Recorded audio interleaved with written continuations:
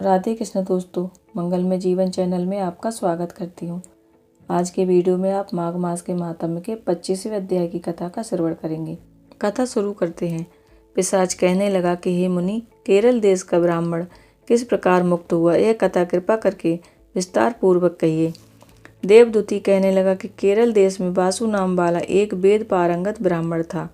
उसके बंधुओं ने उसकी भूमि छीन ली, जिससे वह निर्धन और दुखी होकर अपनी जन्मभूमि त्याग कर देश विदेश में घूमता किसी व्याधि से ग्रस्त होकर मृत्यु को प्राप्त हो गया। उसका कोई बांधव न होने के कारण वैदिक क्रिया नहीं हुई और न ही उसकी दाह क्रिया हुई। इस प्रकार क्रिया के लोप होने से निर्जन वन में प्रेत होकर चिरकाल तक फिरता रहा। शीत ताप भूख प्यास के दुख से हाहाकार करता हुआ वह नंगे शरीर रोता फिरता था, परंतु उसको कहीं सद्गति नहीं दिखाई देती थी। सर्वथा दान न देने से वह अपने कर्म का फल भोगता था। जो लोग अग्नि में आहुति नहीं देते, भगवान का पूजन नहीं करते, वे आत्मविद्या का अभ्यास नहीं करते, अच्छे तीर्थों से विमुख रहते हैं।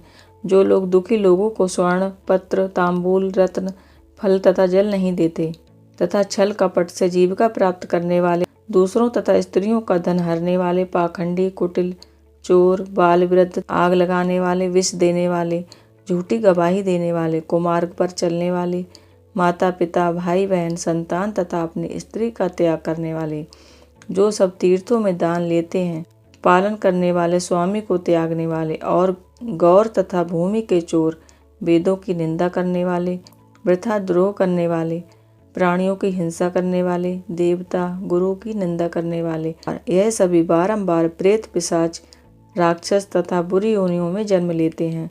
अतः बुरे कर्मों से बचकर धर्म के कार्य तथा यज्ञ दान तप आदि करने चाहिए, क्योंकि कर्म फल अवश्य मिलता है। इस प्रकार प्रेत की गति देखकर पाप कर्म कदापि नहीं करने चाहिए। ब्राह्मण कहने लगा कि इस प्रकार उस केरल ब्राह्मण ने उस पर्वत पर अधिक समय व्यतीत करके एक मार्ग में पथिक को देखा, जो 2 गगरियों में त्रिवेणी का जल लिए हुए था। आनंद पूर्वक भगवान के चरित्र का गान कर रहा था। प्रेत ने उसका मार्ग रोक कर कहा कि तुम डरो मत, इस गगरी का जल मुझको पिलाओ, नहीं तो मैं तुम्हारे प्राण ले लूँगा। देवदूती कहने लगा कि दुखी दुर्बल नंगे मुरझाए हुए तुम कौन हो, पैरों से पृथ्वी को स्पर्श न करके चलते हो। लोमस जी बोले। प्रेत यह वचन सुनकर कहने लगा कि मेरे ऐसा होने का कारण सुनो। मैंने कभी ब्राह्मणों को दान नहीं दिया, अत्यंत लोभी क्रियाहीन दूसरे के अन्न से पलने वाला था। मैंने कभी किसी को भिक्षा नहीं दी, न दूसरे के दुख से दुखी हुआ। प्यासे प्राणियों को मैंने कभी जल नहीं पिलाया। मैंने कभी छाता जूता दान नहीं किया, न किसी को जल का पात्र पान या औषधि किसी को दी। न मैंने अपने घर में कभी किसी अतिथि को ठहराकर उसका सत्कार किया। अंधे वृद्ध अनाथ और दीनों को मैंने कभी अन्न से संतुष्ट नहीं किया, और न ही किसी रोगी को मुक्त किया। न कभी ब्राह्मणों को दान दिया, न कभी अग्नि में हवन किया। वैशाख आदि मास में किसी को ठंडा जल नहीं पिलाया। न ही मैंने बड़ या पीपल का कोई वृक्ष लगाया, न किसी प्राणी को बंधन से छुड़ाया। कभी कोई व्रत करके शरीर को नहीं सुखाया। इस कारण मेरा पूर्व जन्म सब बुरे कर्मों में ही व्यतीत हुआ। मेरे पूर्व जन्म के कर्मों से ही मेरी यह गति हुई है। इस वन में व्याघ्र भेड़िए से बचा हुआ मांस तथा जंतुओं के खाने से गिरे हुए फल, वृक्षों पर लगे हुए सुंदर फल तथा झरने का सुंदर जल सभी मिलते हैं, परंतु देव इच्छा से मैं कुछ नहीं खा सकता। सर्प की तरह केवल पवन भक्षण करके जीवन व्यतीत करता हूँ। बल बुद्धि मंत्र पुरुषार्थ से लाभ हानि सुख दुख विवाह मृत्यु जीवन भोग रोग तथा वियोग में केवल भाग्य ही कारण होता है।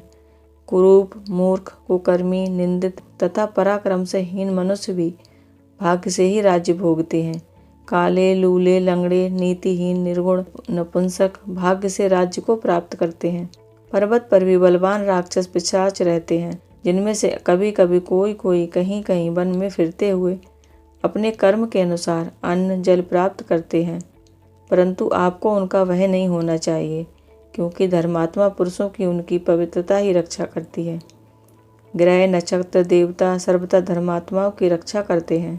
यह पिशाच आप जैसे भक्त की तरफ आंख उठाकर भी नहीं देख सकते। जो नारायण भगवान की भक्ति से पवित्र रहता है, उसको प्रेत पिशाच पूतना कोई बाधा नहीं दे सकते। भूत बेताल पिशाच गंधर्व काकिन यज्ञ मात्र ग्रह भयंकर ग्रह कृत्या, सर्प कूष्मांडा तथा दूसरे दुष्ट जंतु पवित्र वैष्णव की तरफ देख भी नहीं सकते।